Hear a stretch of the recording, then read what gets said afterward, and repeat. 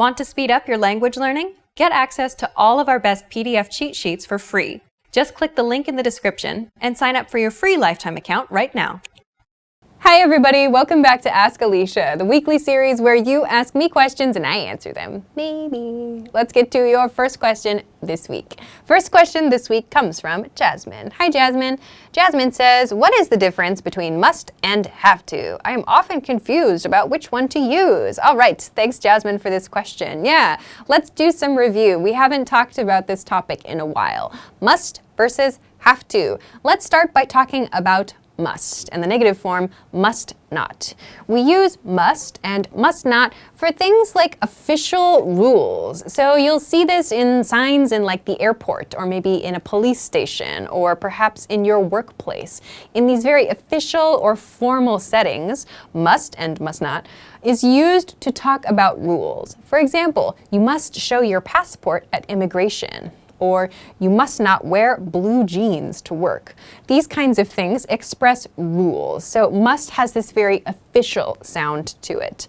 We also use must for very, very serious pieces of advice. For example, a doctor might tell a patient, you must stop smoking, your health is in danger.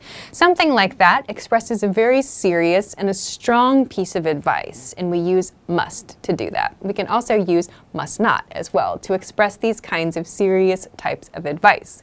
Let's compare this to have to. Have to is a lot more flexible in terms of the situations in which we can use it. Have to can be used to express responsibility, something that we need to do. So yes, this is part of the confusion where must and have to overlap.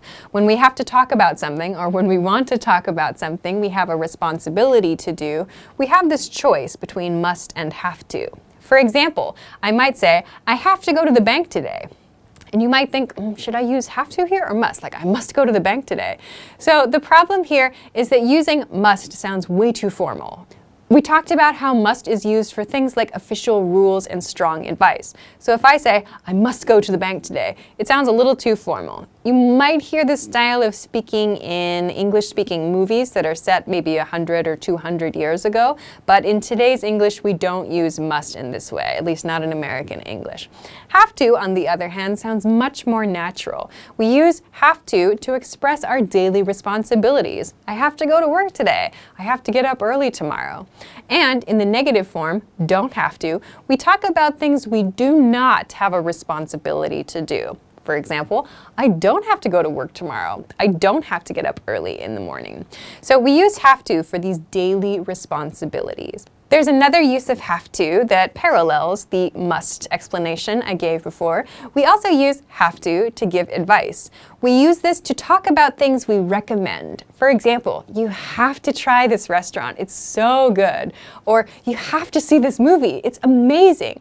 So when we want to express something that we really, really, really want the other person to do, we might use have to express that advice. You have to try this, or you have to see this. It sounds like something the person has a responsibility to do. You feel so strongly that you feel it's their responsibility to check this thing out. So we can use have to in these advice patterns as well. So to recap, must is used for official rules and very strong, very serious advice, and have to is used to talk about our daily responsibilities and to give friendly but strong advice. So I hope that this helps answer your question. Thanks very much for sending it along. Okay, let's move on to the next question. Next question comes from Boom-Soo Kim. Hi, Boom-Soo Kim. Boom-Soo Kim says, how can I learn to write or speak English like a poet or a storyteller? Ooh, interesting question. So how do you learn to write in a specific way? In this case, like a poet or as someone who tells stories. The first place I would start is to find writers, to find authors that you like. So try reading some poems, try reading books, try reading stories, and see what kind of writing you enjoy. Maybe after a little bit of time doing some research and doing some reading, you find you have a favorite author, or you find a certain writing style you really like. When you do that, think about why you like that person's writing. Do they have a specific rhythm to their words? Do they have some certain vocabulary choices that you really like? Do they have certain themes that they write about a lot that are interesting to you? So first identify or first find some people that you really like. Find some authors, some storytellers, some poets, whoever, that you really, really enjoy, and take a close look at their work. Try to understand, why do I like this? And then, when you find that out, try writing some samples on your own. So try to use a similar style. So if you find that you like someone's vocabulary choices, they use lots of interesting vocabulary words, you can start by trying to write your own poem or your own short story with those vocabulary words in mind. Or maybe you can use those vocabulary words as a theme. If you like a certain author's writing style or the rhythm of their words, you can try to write a sample that uses a similar rhythm. So there are all of these different kinds of practice exercises that you can do to try to mimic your favorite author. And then, of course, when you feel comfortable, you can share it with other people and see what they think too. Maybe even share your favorite author and express, hey, I tried to make it seem like this. What do you think? So there are lots of different ways to practice this, but I would say the first step would be to find someone you like and try to practice copying them or making something that seems quite similar to them. That would be a good place to start, and then you can develop your own style from there. So thanks for an interesting question. I hope that helped you. Okay, let's go to your next question. Next question comes from Saraswati. Hi, Saraswati. Saraswati says, hi, what is the difference between workout and exercise? Nice question. Workout and exercise. Okay, so workout and exercise have some overlap. Yes, absolutely.